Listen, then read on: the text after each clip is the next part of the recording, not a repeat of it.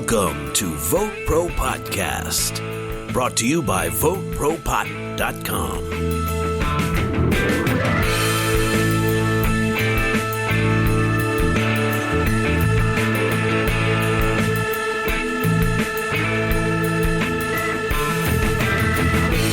Hello, everybody, and welcome to episode 59 of VoteProPot-Cast.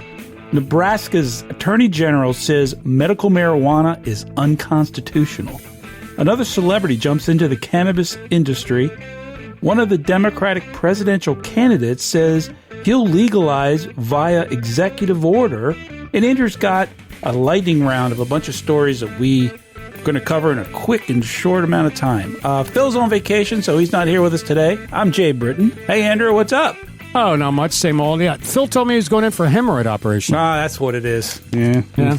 No, actually, he's at the beach with his family. Yeah, he's got one of those protruders, huh?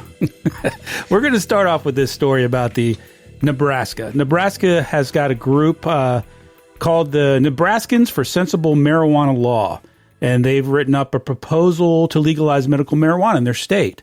Well, their Attorney General, Doug Peterson, is vehemently opposed to medical marijuana or any kind of marijuana legalization, as is their governor, for that matter, Pete Picketts, who's both are Republicans.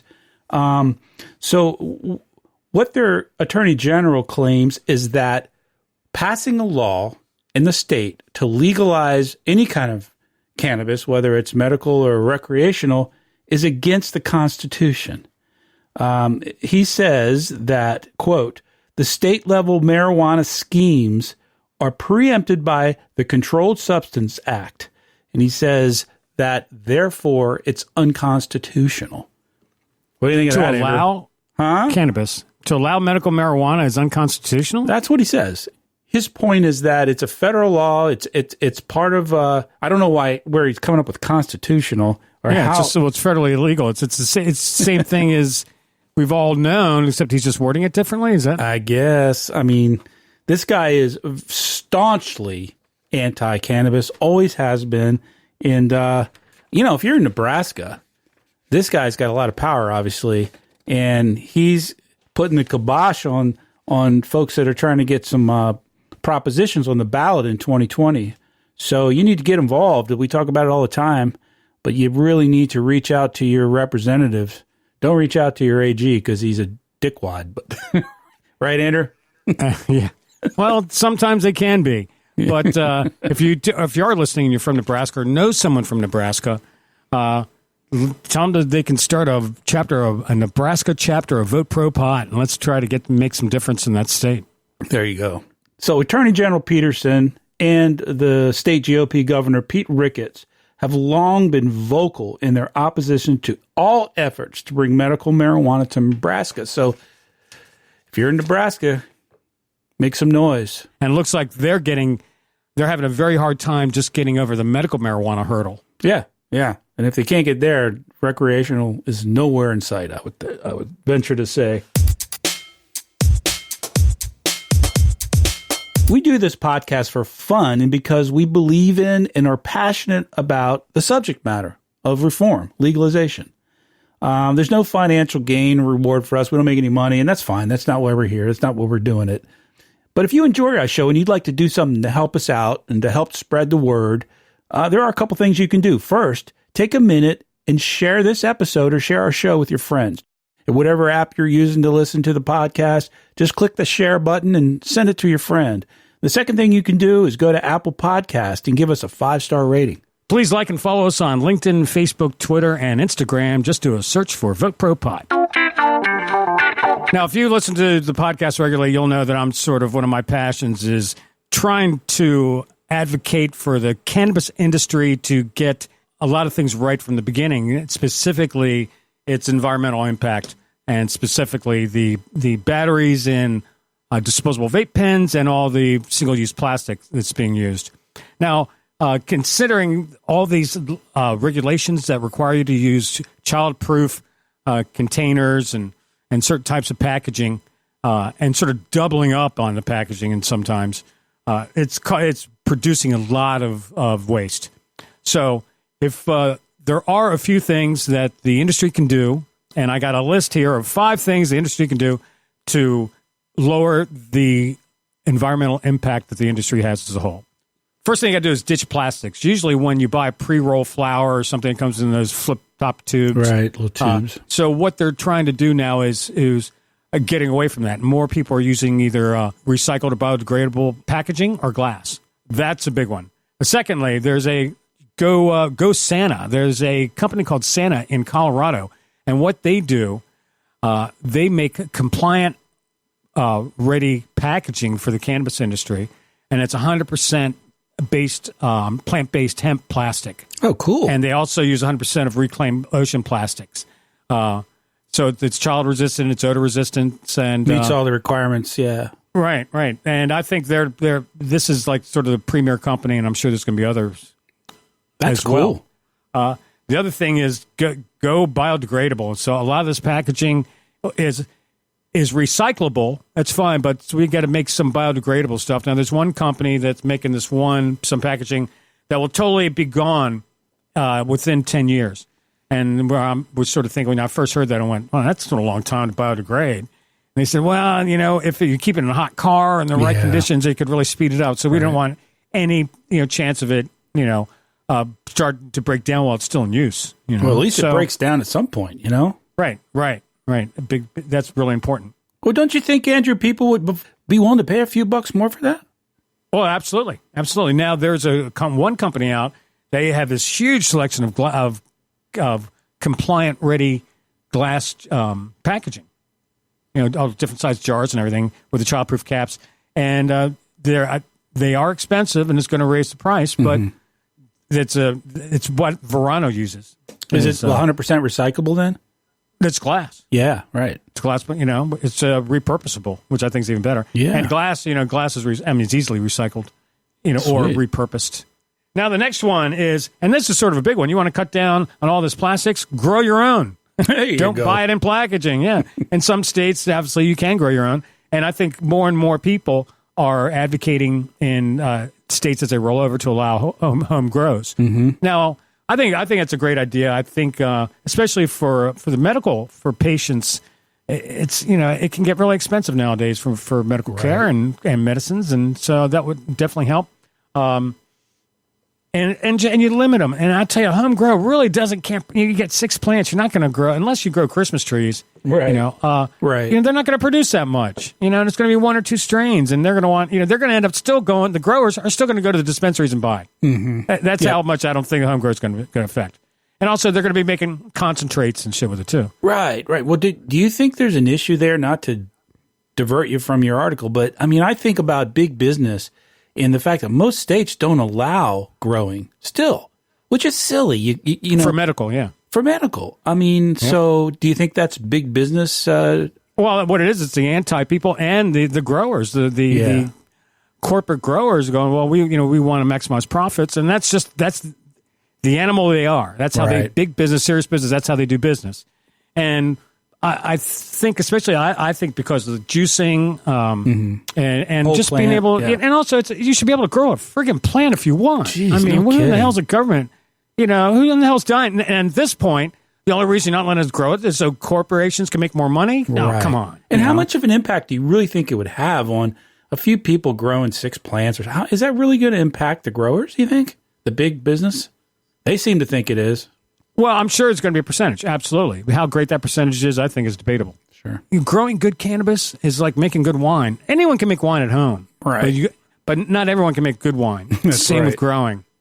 And also, especially on the East Coast, it's hard to find strains, Really? But I think you should be able to go to a dispensary and buy for $40, buy a seedling or 8-inch, 10-inch plant. Right. That's guaranteed female. It's maybe even a good strain. A good strain is female. So growing your own, I think, is a great alternative. Now, the other one is the regenerative properties of cannabis. Now, a lot of people don't understand this. When you grow cannabis in soil, it helps renutriate the soil. So I've heard that. It's one of those positive things, one of those positive crops. When it comes to regenerative agriculturalists, and what they mean by that is that you have no impact on the environment. So your water and your nutrients and your sunlight, everything is organic and it's in a closed loop. So the water you have, you're not spilling out anything. The dirt you have, you're not spilling out, used up dirt. You have zero impact, and that is something that's more and more people, not only in cannabis but in agriculture in general, doing. Mm-hmm.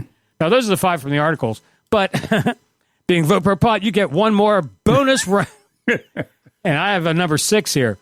First, if you want to be environmentally responsible and be a cannabis user, first thing I think you need to do is do not buy or use disposable vape pens, because those batteries, do not throw them in the trash. That's a great point. Because in landfill, they will poison. One little pen could poison like 10,000 gallons of drinking water. The lead and a bunch of those could start poisoning whole water tables. Wow. Yeah. That's a great point. I don't know why they didn't have that on their list. Right. And the other thing you do is just so you stay away from anything that's going to have like the vape pens or cartridges in general. I would just buy flour in glass and not and just smoke it either with papers or a bowl or something, or a bong. But and then if you do acquire, I'm doing this, and I talked to a couple of people at the local dispensaries. So far, all the products I've bought from the dispensary, when I used it, I took the empty container and I put it in a box. So I got a box now filling up. It's not that big, that has all the stuff. Because 55-gallon drum. No. So until there's an answer, especially for the vape cartridges, because they're really not that big. Until there's an answer on how to recycle those, just stockpile them. Just leave them in a pile. Sure. Until you figure it out. Instead of throwing them in a landfill. Right. Instead of throwing them in a landfill. Because they're metal, it's high quality metal. I mean, if we can figure out how to recycle that, it'd be great. But what it's going to take is someone's going to have to build a facility that can do it economically, feasibly, and then you have to get a lot of them to recycle. Right. So they're going to have to start recycling centers at the dispensaries and start a pipeline, and I think that's much of, that is a big obstacle as well as just regulations. But anyway, if you want to be responsible to the environment, that's what you can do. So, Andrew, we got some news on the celebrity front. All right. Ooh, tell me. Now it's a Melissa Etheridge. She's opening Etheridge Farms Cannabis, which is a huge grow operation.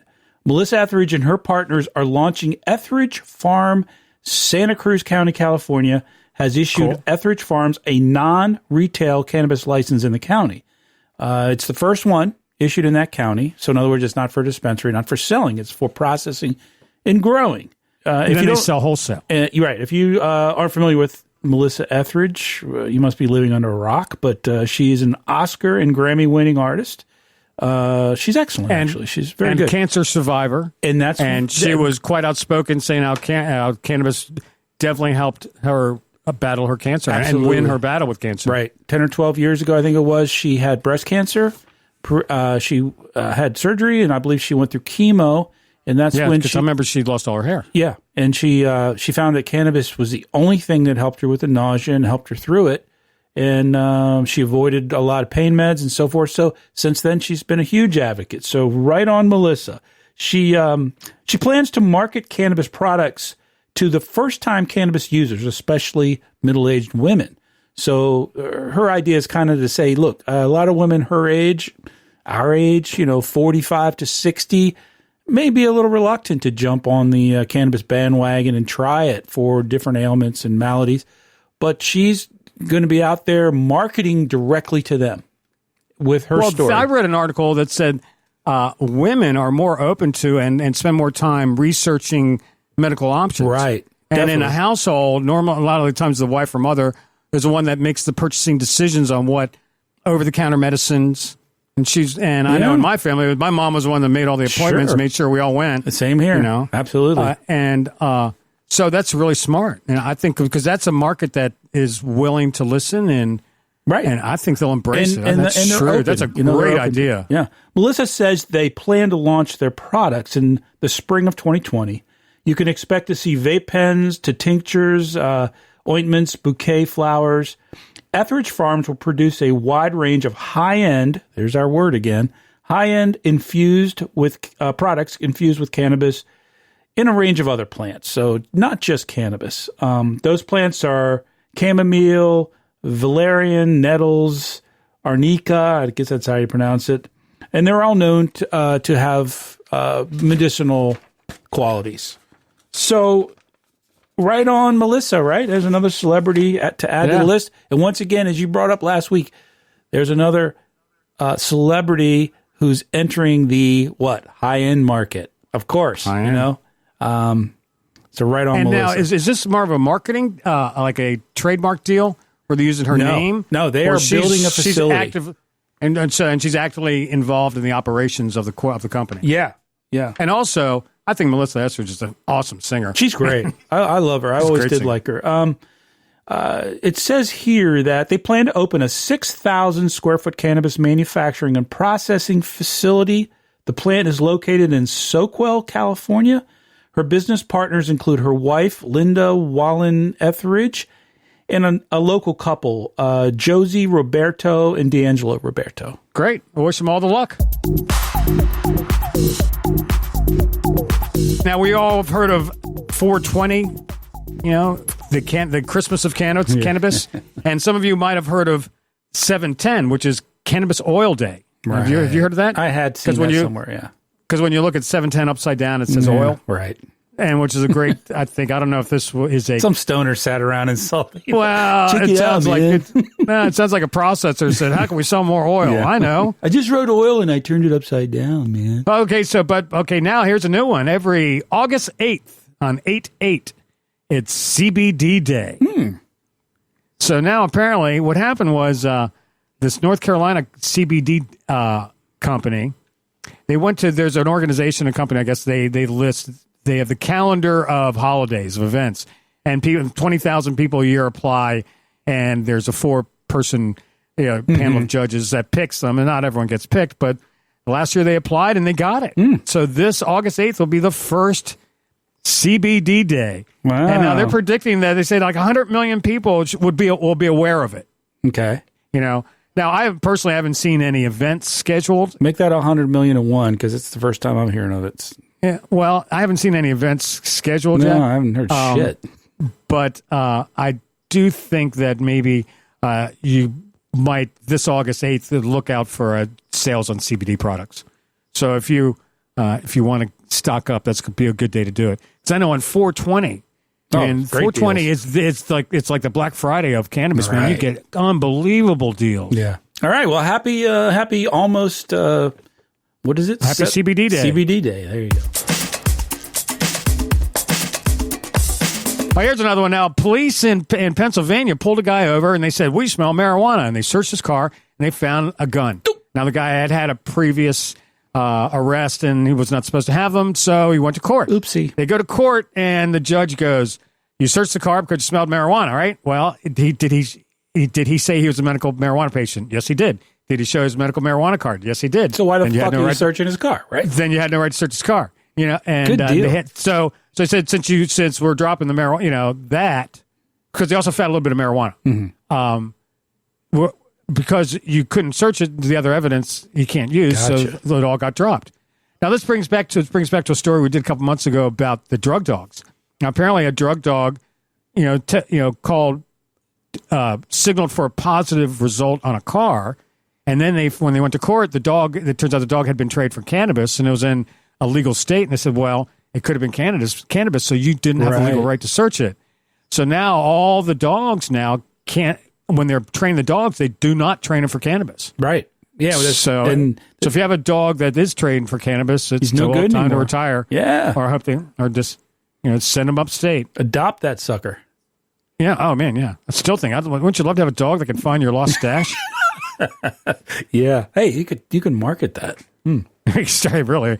Right now, there's probably some ex-cop going, oh, shit, I can do that. I got a great idea. I know exactly how to do that. Got to buy a kennel somewhere. This week, Bernie Sanders was on the Joe Rogan show. Did you hear about that? Yeah. I didn't see it, but I heard about it. I think we might have a clip. Yep. Here it is. Now, on the subject of drugs, marijuana is obviously a big issue in this country, and we've seen many states make it recreational, including this one. What do you think could be done, and what should be done to have this across the board, especially federally? Let me say this. When I ran for president for the Democratic nomination in 2016, I talked about a broken criminal justice system, which ends up having, in the United States, more people in jail than any other country. We have more people in jail than China does, which is a communist authoritarian country. And what I called for then and I call for now is the legalization of marijuana in America. Right now, you have a federal law. It's called the Controlled Substance Act. Here's heroin. Here is marijuana. They're at the same level. That is insane. Heroin is a killer drug. You can argue the pluses and minuses of marijuana, but marijuana ain't heroin. So we have to end that, and that's what I will do. As President of the United States, I believe we can do that through executive order, and I will do that. Second of all, what we have now is a number of states, and I'm very proud. I talked about during 2016 what seemed kind of radical, the need to legalize and decriminalize marijuana, a very radical idea. 4 years ago, it is spreading all over the country. And by the way, it blows my mind to drive through Nevada, I think here even in California. Now you see signs, corporations buy our marijuana. Yeah. And 4 years ago, people getting arrested for doing that, right? Their lives being destroyed. Well, particularly in Nevada, there was life sentences given out in the 70s. Can you believe that? And now you have corporations selling the damn product that people went to jail for. So I think ultimately, we've got to legalize marijuana. And what's good news, in a sense, is some communities, some cities are expunging the records. So if you were arrested, have a criminal record for selling marijuana, that is being expunged, and that is the right thing to do. We can argue about the pluses and minuses. I'm not a great fan of drugs. Other people, I smoked marijuana a couple of times. Didn't do much for me. Other people, I guess, have different impacts. Just a couple times? That's really true. It didn't do much for you? Yeah, it made me cough. Where were you getting it? I don't know. I was in Vermont, northern Vermont. Oh, that's the problem. Maybe. You gotta get it from here. It'll do something for you. Well, it made me cough a whole lot. All right, but I gather other people have had different experiences, correct? For sure. Yeah, okay. I certainly have. Okay, so presidential candidate Bernie Sanders, it was on the Joe Rogan, the number one podcast out there. More people listen to Joe Rogan than us? Yeah. What the hell? There's more people on Joe Rogan's staff than listen to us. Okay. Well, but apparently, no, Joe Rogan's show is big, and apparently he's had a couple presidential candidates, and it looks like in the future, all candidates are going to have to stop by the Joe Rogan show. And when you're on that show, he doesn't just ask softball questions. No, he's great. He asks you deep and follows up. And if you're there for 2 hours, you're there for 2 hours. Yeah, right. Sorry. Yeah. So eventually, Joe Rogan said, "What do you think about marijuana, about cannabis?" And Bernie really came out and said, it's our broken legal system. That's part of the problem. The fact that in our criminal justice system, it's so disproportionately biased against people of color. And Bernie went on to say that the Controlled Substance Act is nonsensical because he said, and I quote, marijuana ain't heroin. Right on, He's Bernie. right. Marijuana's not heroin. They both shouldn't be on Schedule 1. It's ridiculous. I mean, any high school kid can tell you that it's bullshit. And I got to give him credit for that. I'm not a Bernie fan, but I don't dislike the guy either. And the guy is genuine, and that's what people like about him. No other politician had the balls to come out and say it when they all think the same thing. Everybody knows cannabis isn't heroin, cocaine even. I mean, right. And he's got the guts to come out and say it, and because that's what he believes. Right. You got to give him credit for that. And the millennials embraced that. Yep. I mean, because I told you I went to the dispensary, and all these young people, they're talking to me, and I can tell they're going, "Hey, these old guys are kind of cool." Yeah, right. It's the Bernie Sanders effect. But Bernie said if he's elected president, he's going to legalize cannabis federally by an executive order. So, Andrew, apparently Jimmy Kimmel had Snoop on a while back, and the subject came up of a Mount Rushmore of weed, which I think is pretty clever. There you go. Yeah, I like that. We should be on that. We could be on that. You, me, and Phil. They'd only leave one spot. So here, we might qualify to be the park rangers at the marijuana Mount Rushmore. Maybe we couldn't pass a drug test though. But so I want our listeners to think about this and email us, text us, whatever. Send us your thoughts on this. These are the 4 that came up on the first ballot, and they all make sense to me. Bob Marley, right? Of course. Come on, I mean, first of all, the guy, his whole life was about reggae and Jamaica and weed, and the guy's a Rastafarian, and of course part of the religion. Cannabis is a sacred way for them to, communicate with God. So he makes sense. Snoop Dogg is the second one.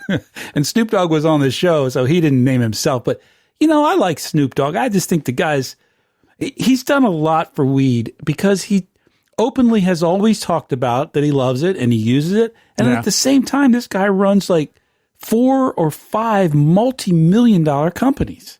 So, he's getting into the cannabis market in a big way. And he shows that, you can enjoy cannabis in your spare time and still run a business and be successful. Number 3 is... I like Snoop Dogg. His music's great. I'm a fan of his, and he's really sharp. And I think he should be on the show. Yeah, I think we need to reach out. I'm sure he'll have time for that. That'd be great. Imagine that. I don't think he has time. Number 3 is the guy from our generation, Tommy Chong.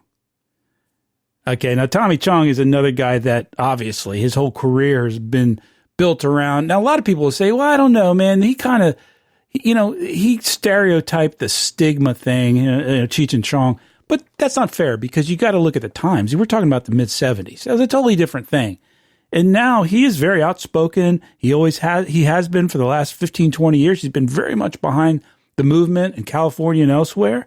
He and his wife are involved in a bunch of businesses now that are cannabis related. So, oh yes, very, very, and still is a strong advocate. Where Cheech started getting into acting, and he really sort of bailed out of the whole activism aspect of it. He stepped away and kind of did TV and all that. Yeah, but also, some people really don't understand this, but in the comedic world, Tommy Chong is a Hall of Famer. Oh man, he's a heavy hitter. He's an all-star.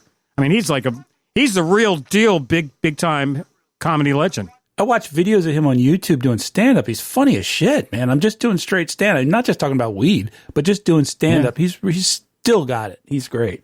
Man, when he started in comedy, he was out there in the clubs, rubbing elbows with Richard Pryor and Letterman and Leno and all the super, the improv Robin Williams. All those. He knew all those guys. All knew him. All right, number 4 to round out the list is Willie Nelson. Now, Willie Nelson is 80-some years old, but this guy has been smoking weed and telling the world about its benefits for 50 years. A lot of people don't realize that. He was talking about weed back in the, since 60s and 70s. And, he basically put down drinking with Merle and Johnny and all those guys who were drinking a couple fifths a night. He stopped drinking and just smoked weed, and look who's left.